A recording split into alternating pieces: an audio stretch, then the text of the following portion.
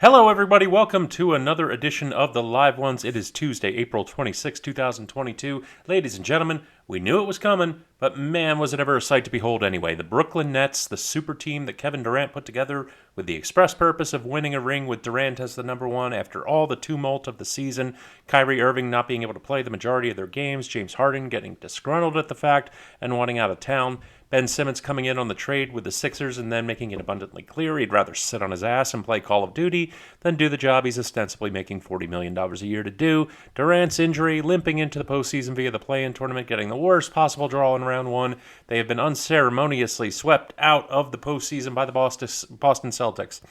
Did you see Kyrie Irving's press conference after the game, the post-mortem?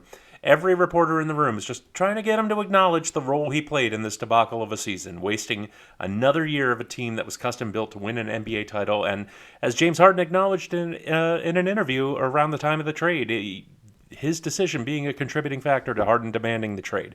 Kyrie was all, I never wanted it to be just about me. Bitch, it was all about you. That was the point. How many of the Nets' 42 losses were because you weren't on the court? Well, actually, scratch that. They were 30-23 without you and 14-19 with you. They were a better team when you weren't there. What a joke. What an actual unmitigated joke. And I really do hope this, combined with the Simmons debacle, is going to do at the next CBA 2 years from now, is a step towards ending these custom-built super teams where superstar players collude to all go to the same place together and to get to force their way out of their contracts to make it happen. Get to force teams, like in the case of Kawhi Leonard, get to force teams that aren't the destination that you're going to give up another star player and to let them go to a place with you so that you can play together. It's just ridiculous. And yes, the irony is not lost on me that the 76ers are now doing the exact same thing by bringing in James Harden. But you know what? The Sixers were the control group. They tried to do it by just intentionally tanking 4 seasons in a row and getting a bunch of bites at the draft apple. It didn't work. It can't be done, at least not now. Hopefully that changes in the next CBA. Hopefully these players get reined in a little bit because this level of autonomy they have is just ridiculous.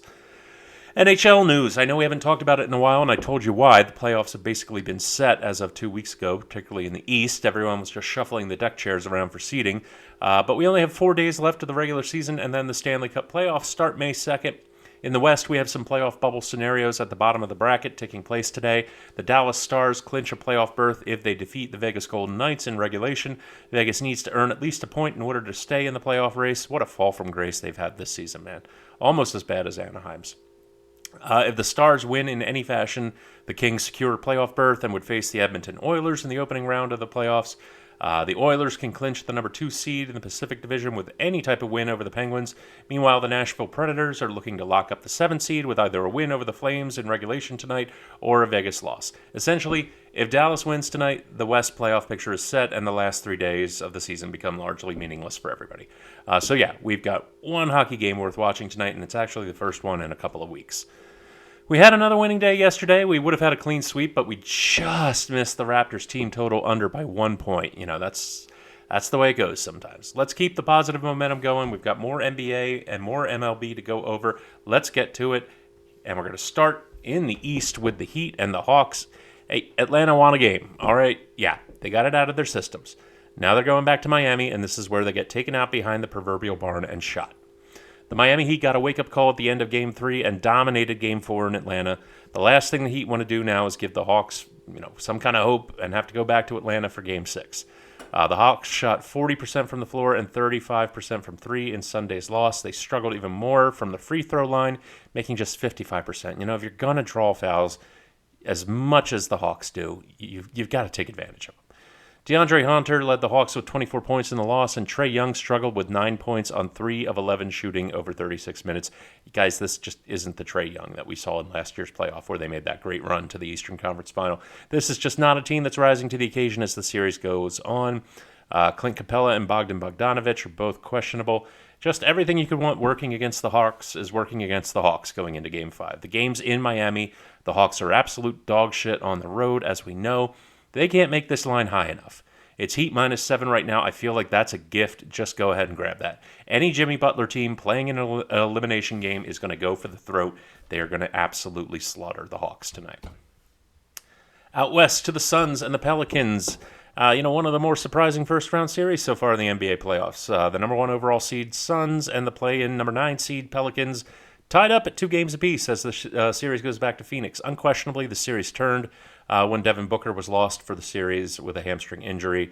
The Suns have to hold the line here tonight on Tuesday, or they're going to risk going back to New Orleans in an elimination game. I really didn't think that sentence was ever going to come out of my mouth.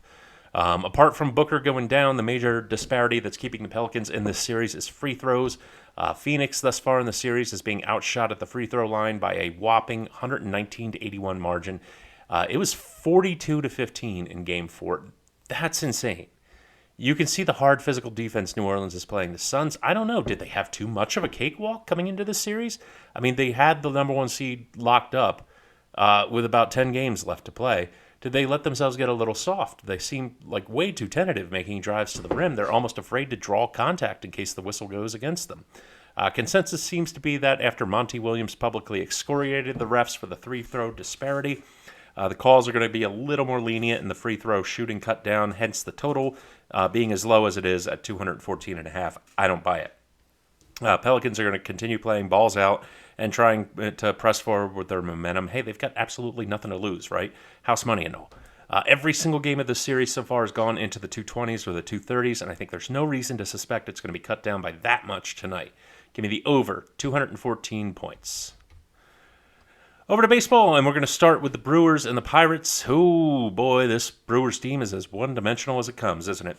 Averaging 3.3 runs a game their last 10, but only giving up an average of the same 3.3 a game as well, thanks to their absolutely stellar pitching staff. The over has only hit twice in the last 2 weeks with this team. Tonight they play the Pirates, who, believe it or not, are actually a little improved on offense over last year, hitting 233 as a team. That doesn't sound that great, but remember they were hovering around 200 and were fighting for dead last in baseball for most of last year. Even so, they run into the buzzsaw that is Brandon Woodruff tonight. After a disaster of a first start against the Cubs, Woodruff is looking like his old self the last 2, including his last start against these same Pirates. No earned runs and only 3 walks and 4 hits in his last 11 innings of work. The man's been untouchable. Assuming he stays in this form tonight, which there's certainly no reason not to, and assuming the Brewers' offense continues to shit the bed, which, again, there's certainly no reason not to, the play tonight is the first 5 innings under 3.5 runs. I'd be shocked if they even hit 3. One or both of these teams is probably going to have a goose egg up on the board after 5 tonight. Pretty safe play for me. Moving over to the Marlins and the Nationals. Sandy Alcantara could very well be the National League Cy Young winner this season, regardless of whether or not what the Marlins do. He's got a 1.89 ERA, only 2 earned runs surrendered in his last 14 1/3 innings of work. That is incredible. He will face off with Josiah Gray and a pretty weak Nationals team on Tuesday. Nats have a bottom 5 defense in terms of runs per 9, OPS, and home runs. This is a team that's made up of Juan Soto, Josh Bell, and no one else worth mentioning. This game looks like it's going to be delayed by rain that's going to let up around 8:30 and then not return afterwards, so this game might not get started till about 9 o'clock, but then it's going to go. Like, there's no chance of Alcantara going like 2 innings and then having to leave because of a 2-hour rain delay. Easy play for me tonight on the Nationals team total under 3.5 tonight. There's a little bit of chalk, minus 132 right now. But it's worth it to me. This Nationals team just has no offensive pop to speak of, and they're playing a really, really, really good pitching Marlins team, both in terms of their starter in Alcantara, who's fantastic, and in terms of their bullpen as well. Last but not least, there is something very wrong with the White Sox offense this year. This is a team that boasts names like Yasmani Grandal, Jose Abreu, Tim Anderson, Yohan Moncada, Lurie Garcia, guys who had 190 home runs between them last year, guys who were hitting the ball a ton. This year, only Anderson has a slugging percentage over 400. Even when these guys are hitting for contact, it's soft contact. They're getting little singles out through the infield. That's when even when I see a matchup like today where I've got 2 starting pitchers with a combined ERA over 20 and a game total of 8.5 runs, I can't jump on the over. The White Sox have lost 7 in a row. They've been scoring an average of 2.2 runs a game doing it. I just can't count on them to plate a couple of runs to contribute towards the total. Royals could win this one handily, 6-2 or 7-1, and the game would still go under because the White Sox didn't score any runs. So what do I look at? The Royals team total. Royals have not been a shining example of brilliance. You wouldn't expect them to be. They made it very clear at the offset. They're in the middle of a long-term rebuild. But Dallas Keuchel is on the mound tonight for the White Sox, and he is wretched. First start, 5 innings of work, 3 earned runs. Not great. His start on Wednesday against the Guardians got knocked out after the first inning after giving up 7 runs on 10 hits. Do I think he's going to be that bad again? No. But this is a guy who gets knocked around a lot going back to last year and gives up runs. Royals can get to the bullpen early. Bullpen has not been great this skid at all. Their ERA sits around 4.5. So if you're going to generously say Keuchel is going to make it 5 innings again, which seems to be his ceiling, and give up 3 earned runs doing it, which seems to be his floor, the bullpen is probably going to give up another 2 in 4 innings of work.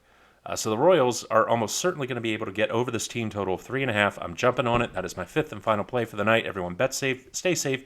Follow us on Twitter at Live One Sports. Check us out on Roku and Fire TV at the Live Ones. Have yourselves a great Tuesday night, and I will see you next time.